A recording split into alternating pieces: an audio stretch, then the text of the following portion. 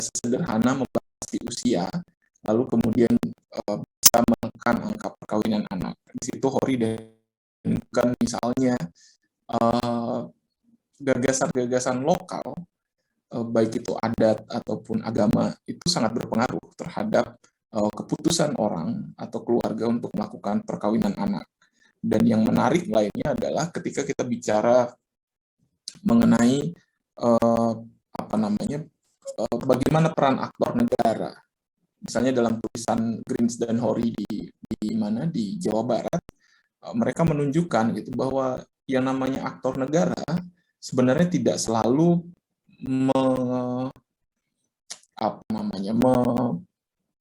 menjalankan atau menjadi agen dari hukum negara.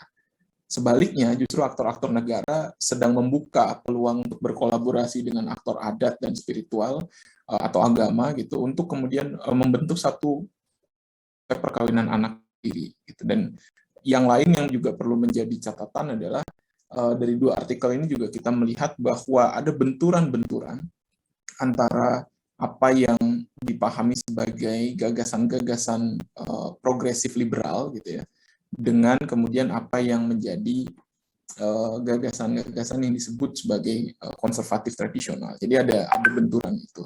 Nah, itu yang akan kita diskusikan hari ini, dan dua pertanyaan yang penting atau mungkin ya semacam menjadi panduan, tapi tidak selalu kita harus bicara soal ini saja.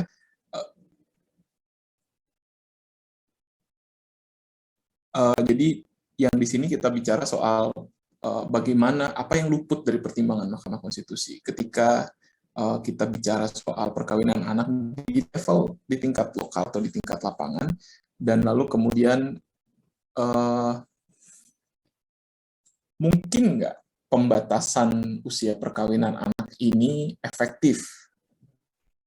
Pembatasan usia perkawinan ini efektif untuk mencegah atau menekan angka perkawinan anak. Jadi dua itu pertanyaan panduan ya, kita bisa eksplor lebih jauh dan lebih dalam lagi soal itu. Nah, untuk itu saya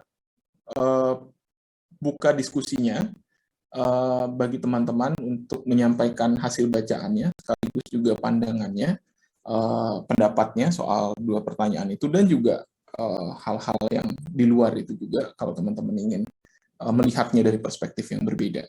Oke, dan ada tambahan poin bagi teman-teman yang sedang yang akan menyampaikan pendapatnya. Poin ini nggak gede, tapi akan signifikan membantu menaikkan nilai teman-teman nanti ya. Dia di luar komponen penilaian. Oke, nah saya persilahkan teman-teman.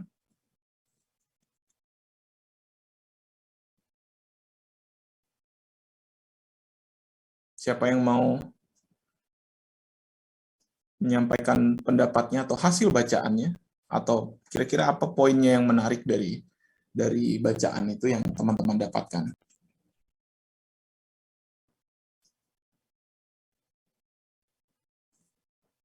Sorry? Ya, halo Mas, izin.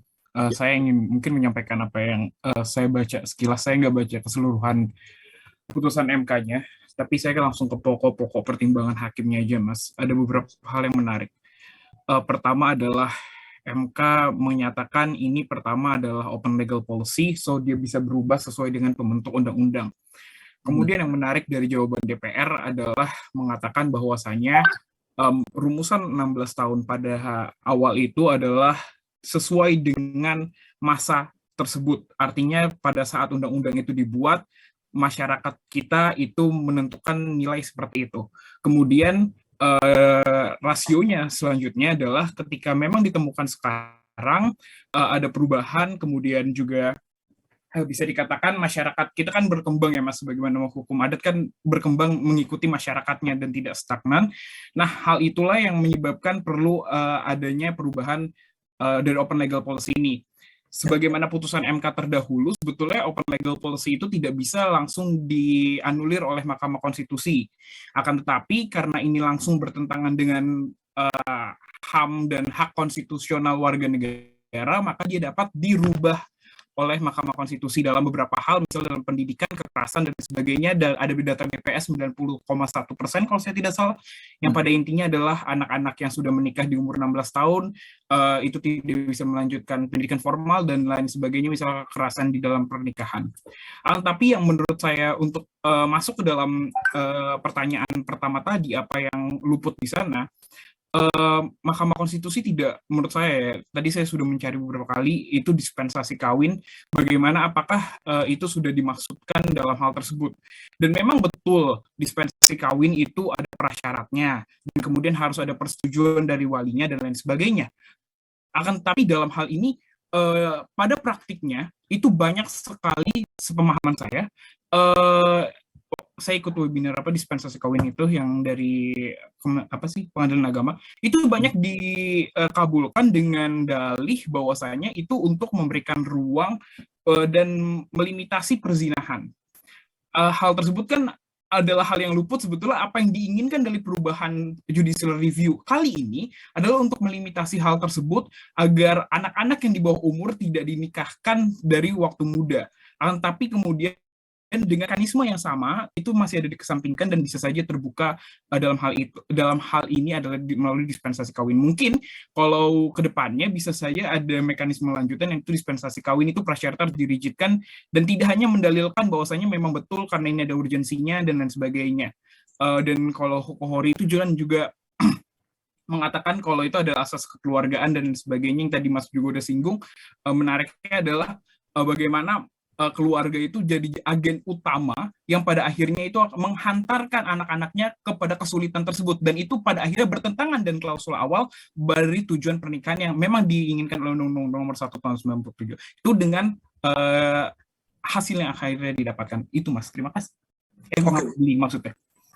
Terima kasih Torik, pengamatan yang menarik. Yang kamu jangan-jangan ikut webinar yang sama dengan beberapa orang di kelas sebelumnya ya, di kelas D, yang di situ juga disebut bahwa salah satu alasan yang paling banyak dari pengajuan dispensasi kawin itu adalah, sebentar, coba saya lihat,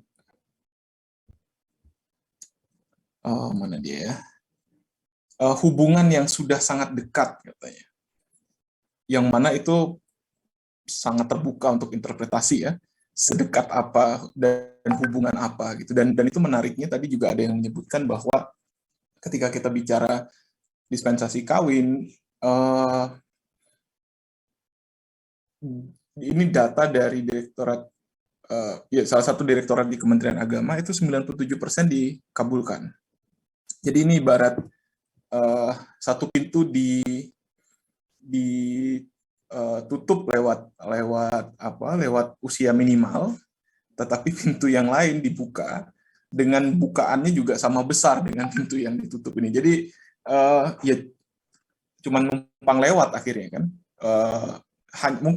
Mungkin nggak, dalam hal ini saya cenderung melihat bahwa usia perkawinan itu dan dispensasi kawin itu menjadi cara negara untuk memperlambat atau menambah proses, mempersulit proses, tetapi tidak kemudian benar-benar menyentuh persoalan yang substansial gitu ya.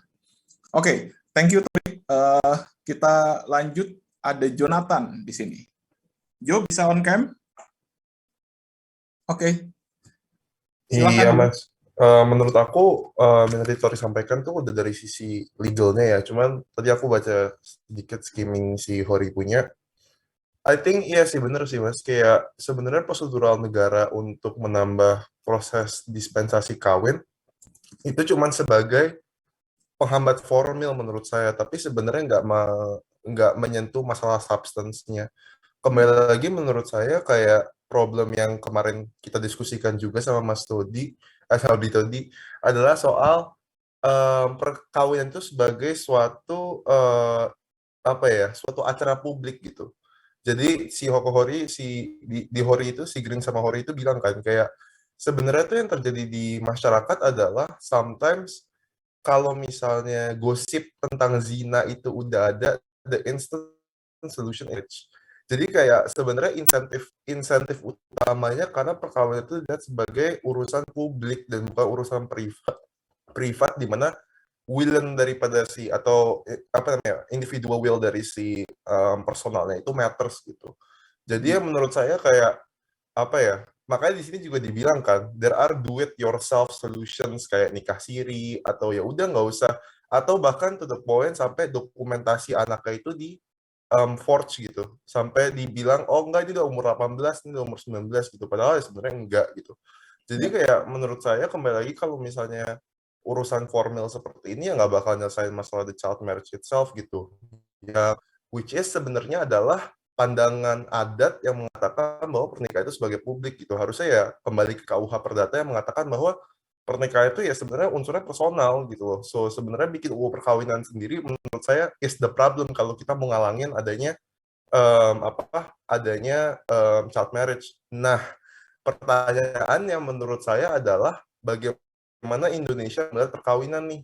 I think untuk mengambil the middle ground untuk kayak oh kita ngikutin adat juga tapi at the same time kita ngambil sisi-sisi dari baratnya juga, it's not gonna work sih. Menurut saya ini bukan suatu apa ya, ada gray area yang menguntungkan buat kita tapi kayak black or white aja gitu loh kalau soal child marriage ini mau apa enggak gitu sih menurut saya. Oke, oke, oke, menarik. Saya jadi ingat apa yang Gus Dur pernah bilang ya. Indonesia itu bukan negara sekuler, Indonesia juga bukan negara agama gitu. Indonesia itu negara yang bukan-bukan katanya. Jadi dan itu banyak tercermin ya dari produk legislasi kita ketika kita bicara dua pertentangan, dua paradigm yang bertentangan soal misalnya ketika progresif liberal yang menekankan pada kebebasan individu dengan yang pendekatan tradisional konservatif yang cenderung melihat apa ya moral values itu harus terejawantah di ruang publik misalnya begitu. Itu terjadi di banyak produk legislasi kita. Oke, dan tadi kalau nggak salah Jonathan sempat bilang ya harus tegas saja nih Indonesia mau yang mana gitu kan, mau yang menempatkan dia pure sebagai sebuah keputusan individu atau dia masuk ke dalam ruang publik gitu ya, bagian dari peristiwa kolektif sebagaimana banyak adat misalnya itu. Oke, kita lanjut dulu. Thank you Jonathan. Selanjutnya ada Stefanus. Gimana Stefanus? Oke, izin beli. Mungkin tadi udah banyak disinggung sama teman-teman, sama Tori, sama Jonathan juga. Mungkin dari sisi legal, terus aku mau masuk ke bagian apa ya, mungkin ke sosial, terus karena ini hukum adat juga, jadi mungkin dari sisi manusianya kayak gitu. Terus tadi kan pertanyaan utamanya kan, apa yang luput dari putusan MK tersebut gitu. Mungkin aku juga tadi udah skimming sedikit sama kayak Jonathan terkait artikel dari Hori dan Kristen Hori tadi. Salah satu apa ya, mungkin karena ini adat ya, jadi salah satu budaya di Indonesia yang punya adat yang ketimuran dan masih menjunjung tinggi agama juga seperti itu. Jadi akhirnya beberapa kedok seperti agama ataupun tadi dia stigma-stigma yang mungkin disebut sama Jonathan itu seringkali apa ya, aku bilang sih mengganggu dari hak asasi manusianya itu sendiri, menjadi unik gitu ketika HAM itu masuk ke dalam konstitusi kita, terus di tahun yang udah jauh lebih modern seperti sekarang, HAM-nya tanda kutip kayak kegeser, karena di sini disebutin juga kayak child marriage itu salah satu sumber utama dari kekerasan seksual yang ada di kehidupan manusia gitu. Bahkan di sini disebut in its worst form, jadi kayak bentuk terburuk dari sexual abuse ke anak-anak yang masih di bawah umur gitu. Jadi seringkali kedok-kedok ini yang dipakai sama sama mungkin beberapa oknum untuk bisa memuluskan hasrat keinginannya aja kayak gitu, dan menurutku itu nggak baik. Dan aku yakin sih pasti pertimbangan dari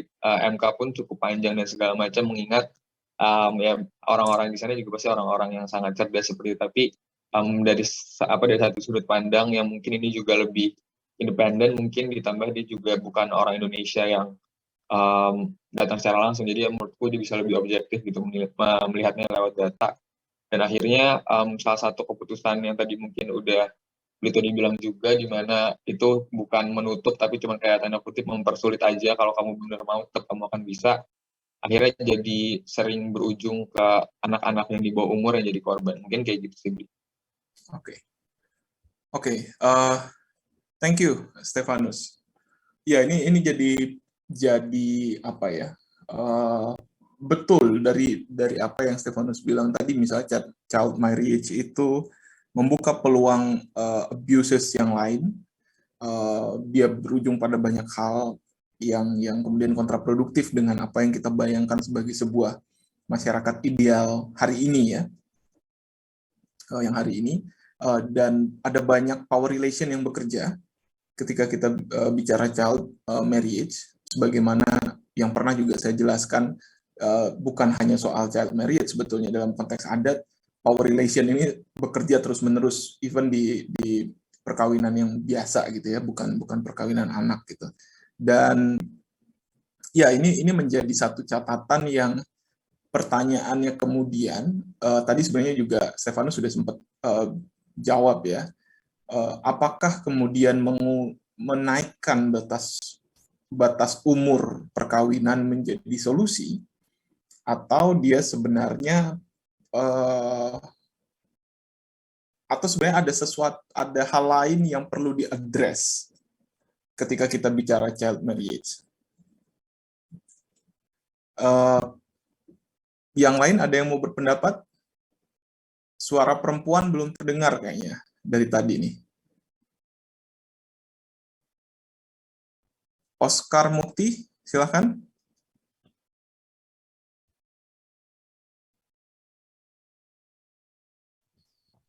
Suara saya masuk nggak, Bli?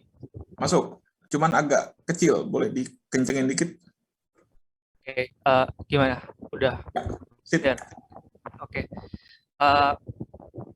Terima kasih buat kesempatannya. Pertama kan tadi dari apa yang disampaikan oleh Torik, terus kemudian Jonathan, sama dari Stefanus. Aku lihat dari 3 perspektif itu sifatnya itu apa ya, correlated. Pertama, dari yang Jonathan bilang tentang bahwa sebetulnya problemnya itu bukan cuma problem formil, tapi lebih dari itu. Aku melihat bahwa dari dari yang aku baca, ternyata problem itu bukan hanya masalah formilnya, tapi juga filosofisnya. Misalnya kalau kita lihat dari sistem hukum adat itu sendiri, perlu dipahami konsep hak itu seperti apa sebetulnya dalam sistem hukum adat. Dan dikomparakan dengan sistem hukum state law. Itu yang kemudian jadi problem, bahwa kalau dalam sistem hukum adat kan hak individu itu menjadi hak daripada kolektif. Artinya individu itu bagian dari kolektif, ya hak individu itulah yang menjadi bagian dari kolektif. Nah, sedangkan di dalam sistem hukum state law atau liberalism nggak seperti itu. Hak itu ya hak individu yang bebas menentukan, untuk kemudian dia bebas menentukan pilihan hidupnya, dia mau menikah atau tidak, meskipun dia dalam kondisi hamil, dalam kondisi hamil bahkan di bawah umur, itu hak dia. Sedangkan dalam sistem hukum adat nggak kayak gitu. Hal inilah yang kemudian bedanya antara filosofi yang mendasari hak di sistem hukum adat dan sistem hukum yang sifatnya liberal. Kalau problemnya ada di filosofis, harusnya penyelesaiannya bukan hanya di formilnya, tapi bagaimana bisa melihat jauh lebih deep down di dalam filosofis itu sendiri. Itu yang pertama. Dan yang kedua, kemudian jadi dilema karena pembatasan yang dilakukan oleh negara hanya bisa di ranah formal dalam bidang hukum. Kalau sistemnya, kalau kemudian, karena kan eksesnya nanti akan banyak ketika berbicara tentang pembatasan itu, kalau pembatasannya bukan hanya di sisi formal, itu negara nggak punya kapasitas di bidang itu. Misalnya, dalam konteks, meskipun di dalam artikelnya kan juga dikatakan, meskipun nanti edukasinya sudah tinggi, kemudian pembatasan formal sudah dilakukan pun, bisa tetap terjadi perkawinan di bawah umur karena melalui mekanisme lain, misalnya dengan pernikahan siri. Itu bukan ranah negara. Nah, hal itu yang kemudian saya lihat bahwa isunya itu multidimensional. Karena isunya multidimensional, maka perlu sinergi di antara berbagai bidang. Bukan hanya sistem hukum yang kemudian bertanggung jawab atas problem ini, tapi juga cross-dimensional, banyak dimensi yang kemudian perlu untuk terlibat dalam penyelesaian hal atau isu ini. Gitu, Bli. Oke, menarik, Oscar. Isunya multidimensional. dan mungkin bukan hanya, kalau saya mencoba untuk memparaphrase lagi ya, mungkin bukan hanya undang-undang perkawinan yang punya tanggung jawab ini. Pertanyaan lanjutannya adalah apakah MK lewat putusannya menunjukkan kesadaran bahwa ini adalah isu yang multidimensional kalau dari hasil bacaan. Nah, itu yang kemudian tadi lupa aku explain dan aku paparkan bahwa kayaknya dalam pertimbangannya kan MK dia mempertimbangkan ada beberapa pertimbangan ya, termasuk 9 pertimbangan yang diajukan oleh pemohon, dan sifatnya itu lebih ke arah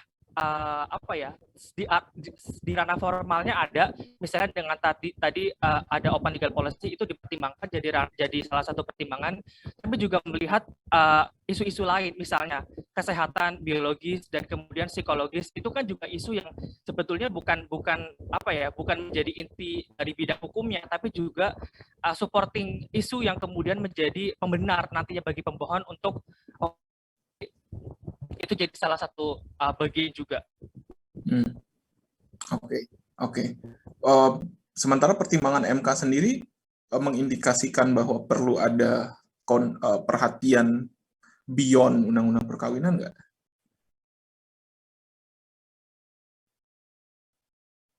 Oscar kayaknya nge-lag, atau saya yang nggak bagus sinyalnya. Oke.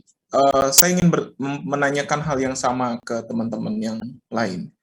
Kira-kira hasil bacaan teman-teman terhadap putusan MK, kira-kira ada apakah kita bisa melihat itu sebagai sebuah isu yang multidimensional ketika membaca putusan MK? Atau sebenarnya MK perdebatan di MK itu masih pada perdebatan antara kelompok progresif yang satu dengan kelompok progresif yang lain. Tapi tidak ada dialog dengan kelompok yang philosophical ground-nya misalnya berbeda. Ya tadi yang tradisional, yang konservatif. Gimana pendapat teman-teman di situ?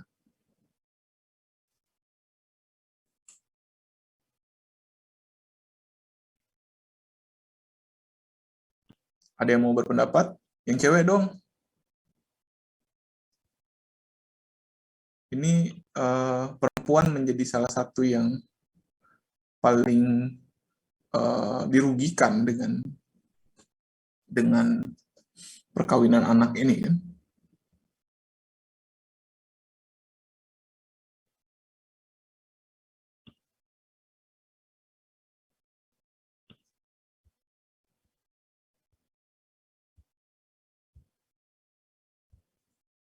Silakan. Feel free untuk bicara apapun ya.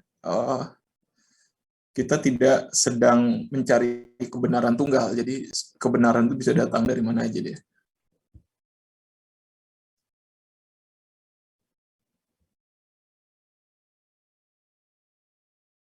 Ini suara saya kedengeran kan ya? Kedengeran, Mas. Oke.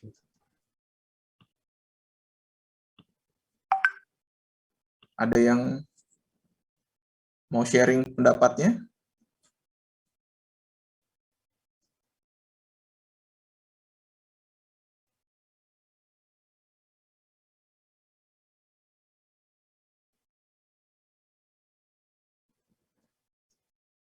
Oke, kalau soal ini gimana? Soal bahwa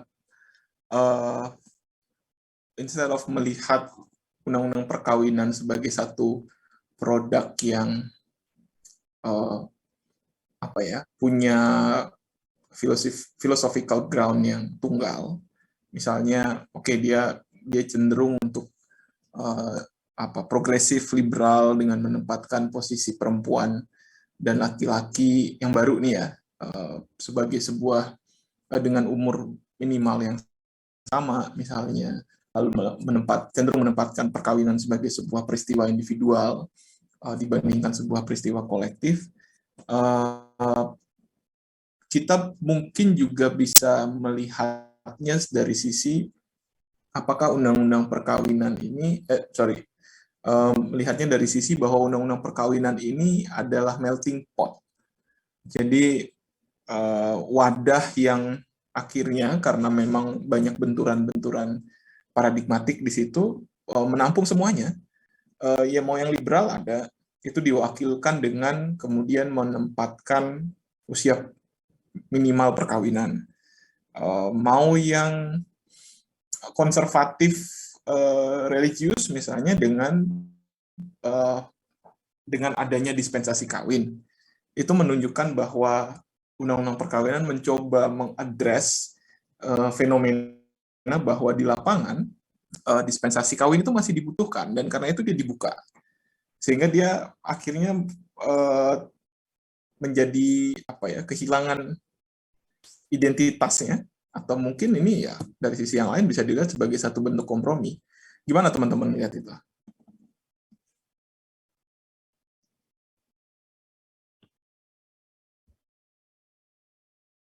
Mas, Bli, Silakan. istilahnya boleh nggak, Bli?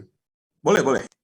Kayak aku tuh bingung sih, Bli, kayak sebenarnya ketika masuk tas adat pertama kali juga bingung ini sih, Bli. Kayak benar tadi kata Oscar bahwa kayak iya memang ada pertentangan paradigma dan filosofis, tapi menurut aku kayak iya perdebatan yang impactful yang akan langsung berdampak kepada masyarakat yang berada di bawah adalah ya of course kemampuan ekonomi mereka gitu. Dan kalau misalnya kita lihat perkawinan sebagai peristiwa publik mulu, yang bakal kena direct cost-nya kan bukan yang berdebat tentang soal si suami atau istrinya mau nikah duluan atau enggak gitu. Tapi most likely adalah anak yang muncul dari perkawinan yang terlalu cepat itu gitu loh, perkawinan yang muda itu gitu loh. Jadi dampak kayak dispensasi sebenarnya bukan ke suami istrinya doang gitu menurut saya, tapi kayak kepada anak yang belum lahir juga gitu, yang of course kalau misalnya di Indonesia kan masih ada pandangan bahwa nikah itu buat ada anak gitu kan.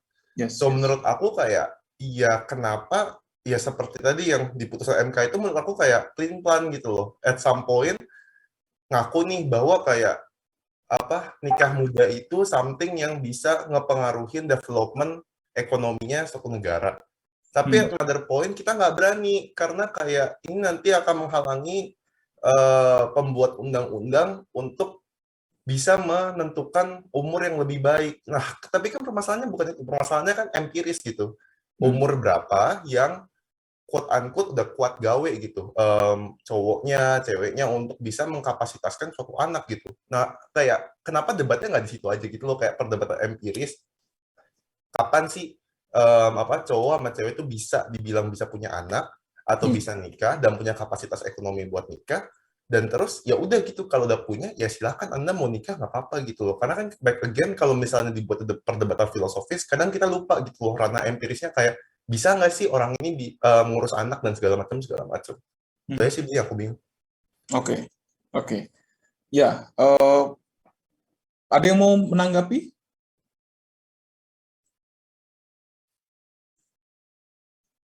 Antonella dan Stefanus. Antonella dulu.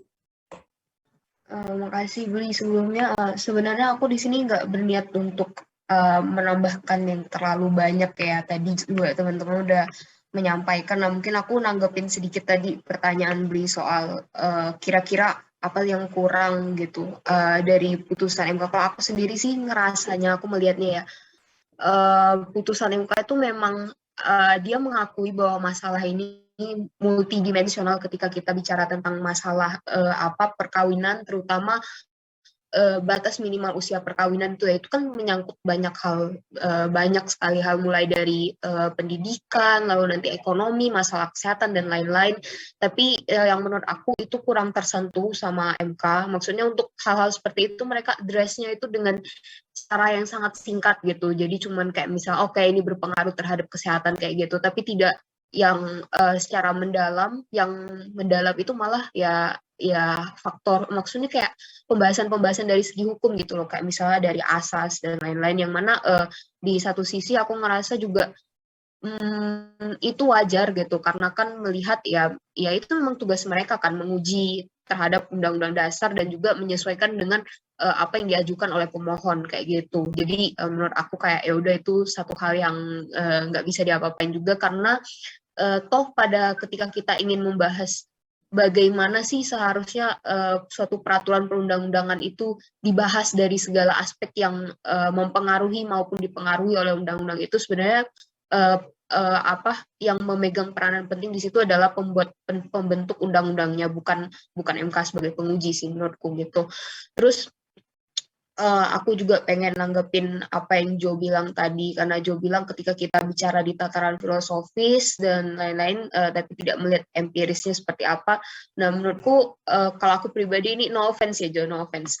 Cuman aku sendiri ngerasa kalau misalnya ya kita bisa bicara di tataran yang empiris kayak gitu. Cuman empirisnya itu ternyata tidak selalu seideal seperti yang kita tahu kayak gitu. Kayak misalnya, oke, memang kita melihat ya udah buktinya udah nyata gitu. Ini nyata-nyata memberikan kerugian bagi misalnya pihak perempuan ketika dia dinikahkan terlalu muda, atau bagi pasangan tersebut ketika dia menikah terlalu muda gitu karena tidak ada kesiapan finansial dan lain-lain. Tapi di sisi yang lain, ini empiris juga loh gitu, ketika kita bicara bahwa pernikahan muda itu dia faktor penyebabnya banyak, misalnya kayak yang dituliskan sama Hori itu, saya karena pernikahan karena hamil di luar nikah gitu kan ya, dan itu kan sebenarnya juga itu masalah lagi, nyangkut lagi ke masalah lain yang bukan sebenarnya nggak langsung berkaitan dengan dengan masalah pernikahan dini itu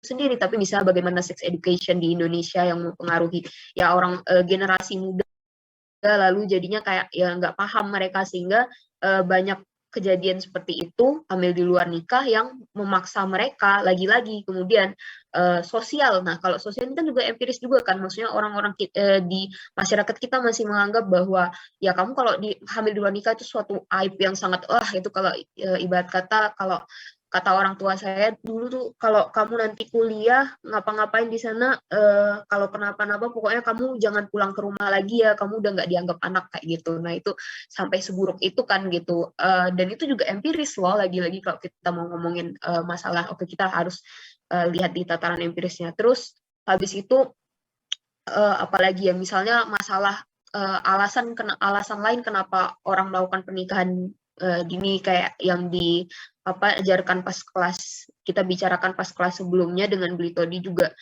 misalnya bagaimana pernikahan itu bisa mengangkat derajat keluarga, sebuah keluarga itu salah satu mempelainya misalnya dari yang rendah jadi strata sosialnya meningkat, atau secara ekonomi dia jadi terbantu kayak gitu, yang terbukti dari banyak sih, saya lupa juga artikelnya mana, cuman dulu pas semester 1 pernah dibahas pas Filhum ya, itu soal pernikahan, jadi anak dinikahkan sama orang tuanya ya biar ini, maksudnya orang tuanya bisa dapat uang juga dari keluarga si mempelai pria kayak gitu. Terus ya macam-macamnya lah, itu kan alasan-alasan yang maksudnya jadi semuanya itu bersumber dari kebiasaan sosial yang itu udah terbentuk lama banget gitu, dan memang kompleks banget kalau mau bicarain masalah ini. Dan kalau pendapat saya sendiri tentang undang-undang perkawinan itu sebenarnya ya, ketika tadi ada siapa ya, Mas Oscar ya kalau nggak salah, itu bilang kalau undang-undang perkawinan itu hanya bisa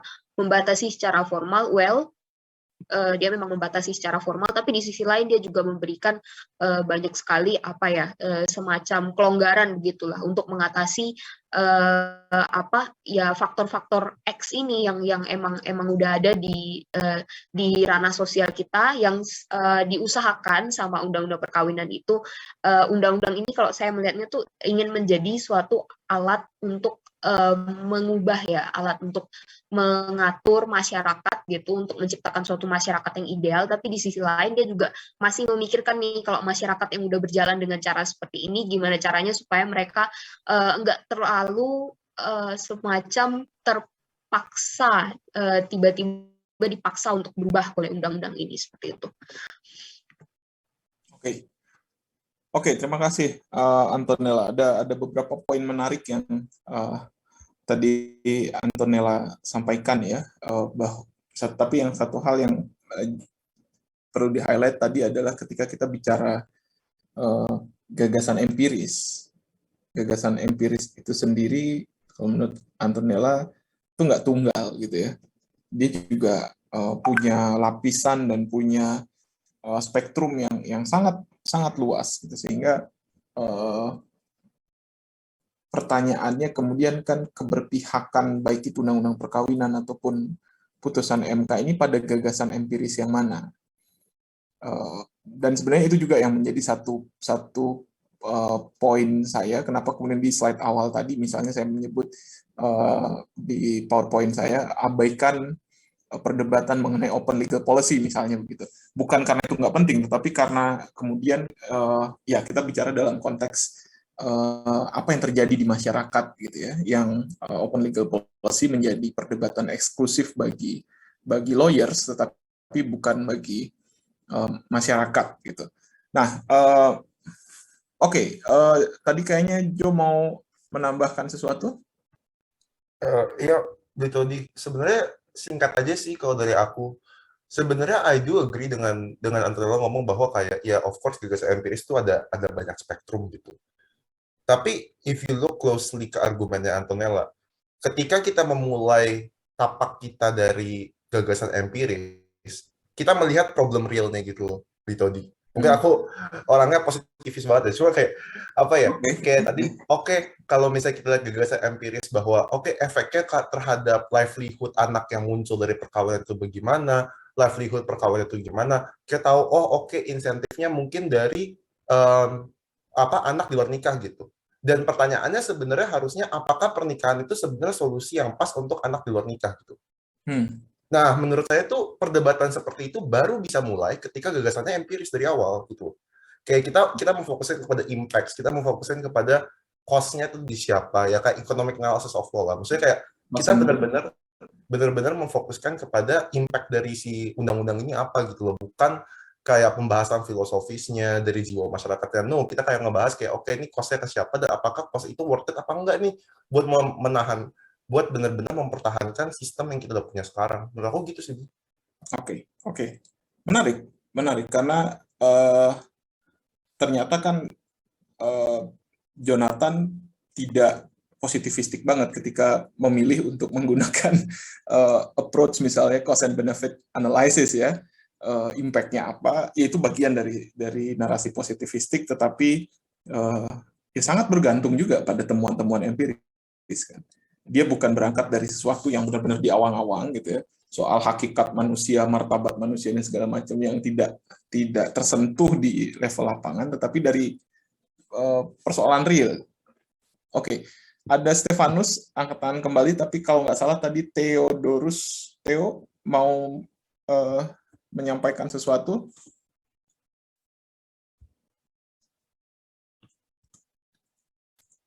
Kayaknya tadi Theo mau sempat open mic.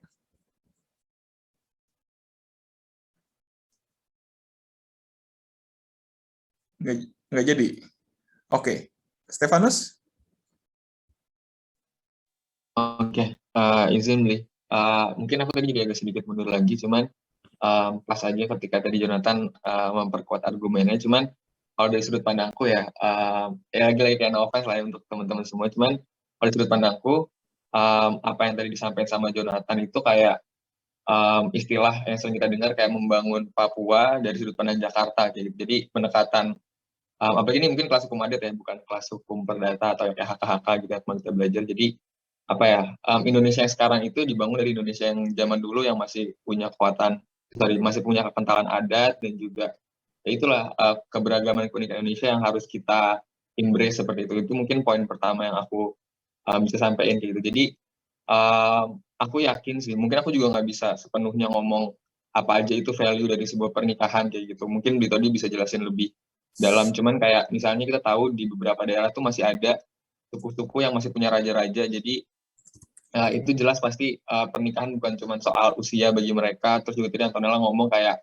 pernikahan di beberapa daerah itu bisa meningkatkan derajat keluarga dan orang tuanya. Jadi jelas itu juga bukan soal usia doang gitu. Terus tadi mungkin Jonathan sempat singgung kalau kayak secara empiris, terus juga kita lihat keberdampakannya, terus juga hasil akhirnya kan tanda kutip kayak usia ini kan yang kita discuss. Nah, tapi menurutku kayak agak kurang tepat juga karena benar ini multidimensional dan akan banyak potongan-potongan juga. Cuman kalau kita kayak sekedar ngeliat ekonominya, aku rasa di usia pun sebenarnya jadi kayak kurang pas gitu. Kenapa? Karena ya kita juga bisa lihat sekarang anak umur 15 tahun tuh bisa jauh lebih kaya raya dibanding bapak-bapak umur 30 tahun. Jadi kalau kayak sekedar kita motong di usia 10 tahun dengan belum alasan bapak-bapak. gimana 30 tahun belum bapak-bapak. atau ya 45 atau Oke, sekian. boleh lah bapak-bapak. Pokoknya ya kan zaman udah apa ya udah terdistorsi dengan segala macam keunikan digital media dan sebagainya. Cuman yang intinya itu sih, jadi kayak kalau sekedar kita mau lihat kayak nanti anak umur 15 tahun bisa menikah, terus nanti dia udah punya anak lagi dan nggak bisa menghidupi keluarganya, aku rasa ada juga orang kaya raya yang udah punya cukup warisan dan sebagaimana gitu. Jadi kalau sekedar ngeliat angka, aku rasa kurang tepat. Tapi ya, aku rasa jadi sangat diskriminatif juga kalau misalnya kita mematok standar, misalnya dia udah punya aset sekian miliar gitu, baru bisa nikah dan lain sebagainya. Jadi ya ini cukup unik dan juga kita tinggal di Indonesia yang mana aku rasa kita tetap harus mempertimbangkan sisi dari adatnya. Kalau dia kayak gitu, Bi. Oke, thank you, Stefanus. Ya, ini mirip dengan perdebatan kalau ya saya beberapa kali ikut proses ini ya, penyusunan undang-undang belum pernah, tapi PP ada beberapa PP yang saya terlibat. Ini mirip perdebatannya begini, sama-sama argumentatif, cuman yang di sini lebih sophisticated dibandingkan yang di kementerian gitu. Jadi ya saya happy dengan yang ini ya. Torik, mau say something lagi? Oke, kalau saya sih nggak mau say something sih, Beli. Saya lebih kayak ingin melemparkan bola panas kepada teman-teman kita yang dari tadi berdiskusi gitu. Saya sebenarnya pertanyaan awal yang muncul dari diskusi ini kan adalah apa kesalahan dari pengujian Mahkamah Konstitusi.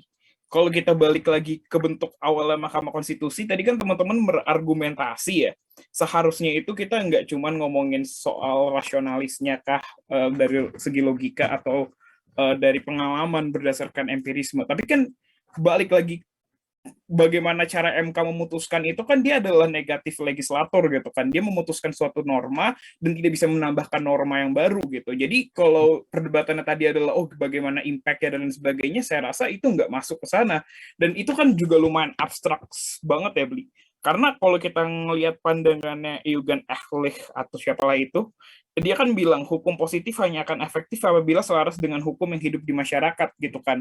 Jadi kalau saya ingin merespon apa yang disebutkan Antonella tadi, ya apa yang ada di putusan Mahkamah Konstitusi inilah yang harus ditunjang dari hukum yang hidup dalam masyarakat itu sendiri, which means hukum adat gitu kan. Dan hukum adat itu dengan secara empiris itu terjadi, itu tidak bisa tumbuh dan tidak bisa di-enforce melalui putusan Mahkamah Konstitusi. Itu harus ada dibalik lagi kepada masyarakat yang awalnya gitu. Balik lagi kepada masyarakat yang balik lagi kepada sifatnya dari negatif legislator tadi. Dan kalau mau mengargue bagaimana tadi Joe bilang, ini kan kenapa kita nggak ngelihat cost and benefit-nya kepada orang ke impact langsung dan sebagainya. Pembuatan norma baru itu kan adalah positif legislator gitu kan. Itu tugasnya DPR, dan kalau mau nge-argue yang paling terkenal itu yang law as social engineering whatever itu kan bukan tugas dari Mahkamah Konstitusi yang sebagai negatif legislator gitu. Jadi menurut saya ini lumayan melebar tapi asik, oke, dan menarik sih. Terima kasih, gitu aja. Oke. Thank you, Torik. Debat apakah MK negatif legislator atau dia juga bermain di dua kaki juga sudah cukup panjang ya sebetulnya. Karena MK tidak pernah benar-benar murni negatif legislator, dia kadang main-main juga gitu ya, ikut-ikut campur dikit gitu. Dan itu menarik karena ada satu artikel dari Simon Butt, satu profesor Indonesian Law di Universitas di Sydney ya, Sydney University. Dia bilang bahwa posisi MK sebagai negatif dan positif legislator itu sangat ditentukan oleh kepentingan MK itu sendiri. Kalau dia merasa bahwa dia punya kesempatan untuk tampil dan mengamankan posisinya, dia akan mengambil itu gitu. Jadi mengambil peran yang lebih jauh lagi gitu, seperti kasus Kalau nggak salah kasusnya Macica Muhtar soal anak sah itu ya, undang-undang perkawinan juga itu jadi salah satunya. Ya, menarik karena kita bisa lihat beragam perspektif di sini. Nah, saya ingin kembali dulu ke soal situasi situasi yang dibaca oleh dua artikel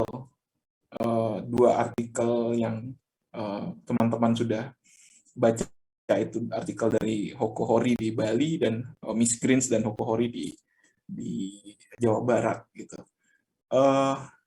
Apa impresi teman-teman? Apa yang kemudian muncul di benak teman-teman ketika ada fakta yang disajikan begini, itu kan hasil riset lapangan ya, yang approach-nya juga lebih banyak bottom up ya, dia tidak sedang, tetapi dia punya misi. Dua artikel itu kan punya misi dengan menunjukkan bahwa gagasan-gagasan universal tentang human rights itu ketika masuk ke ranah lokal dia perlu dipertimbangkan untuk dibahasakan dengan atau disajikan dengan cara lokal. Kalau enggak dia nggak akan berguna karena dia akan tetap jadi gagasan asing. Karena itu yang jadi satu pesannya. Nah, gimana teman-teman yang sudah membaca itu? Saya mau dengar yang lain dulu dong. Ini kita punya 75 orang di sini nih.